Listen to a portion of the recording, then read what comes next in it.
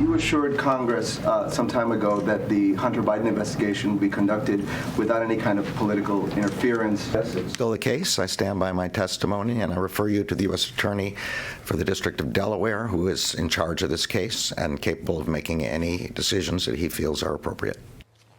Attorney General Merrick Garland is not backing down from his testimony in the Hunter Biden probe, despite an IRS whistleblower's revealing that politics could be interfering in the case. The IRS special agent's lawyer explaining, quote, examples of preferential treatment and politics improperly infecting decisions and protocols that would normally be followed if the subject were not politically connected. Joe Concha joins us now to break it all down. Joe, did Merrick Garland just lie on TV in support of a previous lie to Congress? Well, Todd, either you believe this whistleblower who has no skin in the game politically, or you believe Merrick Garland, the head of the Justice Department, who is also the president's wingman, just as Eric Holder was Barack Obama's wingman. And the strategy here, guys, appears to be from both Joe Biden and Tony Blinken and Merrick Garland is to offer blanket denials here, to speak in absolutes. And now it could cost at least Anthony Blinken his job. I mean, there are at least two instances, guys, where Blinken emailed and met with Hunter while he was Deputy Secretary of State in 2015. This was when Hunter was making $1 million annually on the board of a Ukrainian energy company, Burisma, despite having zero experience working in that sector.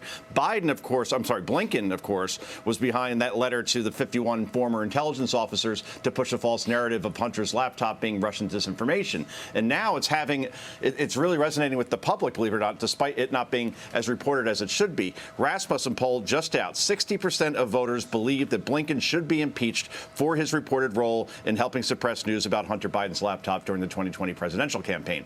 Let's see what happens on Capitol Hill next. Senator Ron Johnson promising to bring Blinken up before it to testify.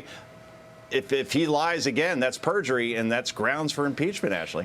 Yeah, but Joe, Republican senators, they're accusing Secretary of State Anthony Blinken of lying under oath. They actually sent him a letter saying because your testimony is inaccurate, Congress and the public must rely on your records as the source for information about your dealings with Hunter Biden. As such, you must preserve and provide all records relating to Hunter Biden, his business dealings, or his family's business dealings. So my question, what is with all of these alleged lies under oath? Does being under oath mean nothing anymore?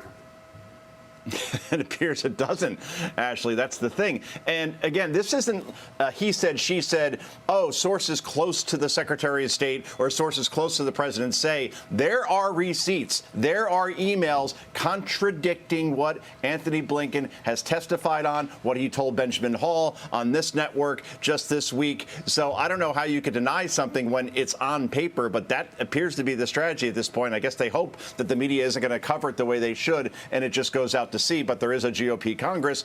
There is a majority there, and they're going to make sure they don't let go of this until they have accountability. I would hope, I would expect, guys. Men or women, criminals are the victims, and under oath means whatever you want to say. Just we live in bizarro world, and it's scary. Meantime, White House Press Secretary Karine Jean-Pierre got defensive with our own Peter Doocy, who asked her about her earlier claim that illegal immigration is down 90%. Watch this.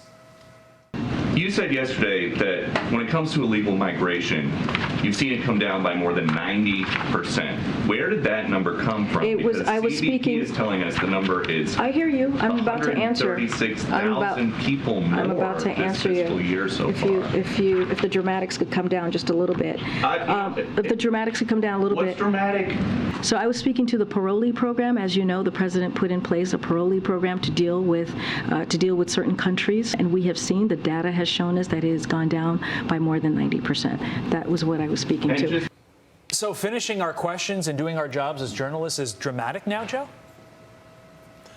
I didn't see any dramatics out of Peter Doocy. He was simply, as you said, asking a question and calling her out on saying that immigration is down 90%. I mean, this is the same press secretary, guys, who insisted just last month that Joe Biden took more questions from the press than his three predecessors combined, and she did so with a straight face. And then you look at the number of times that Karine Jean-Pierre has been fact-checked by PolitiFact this year.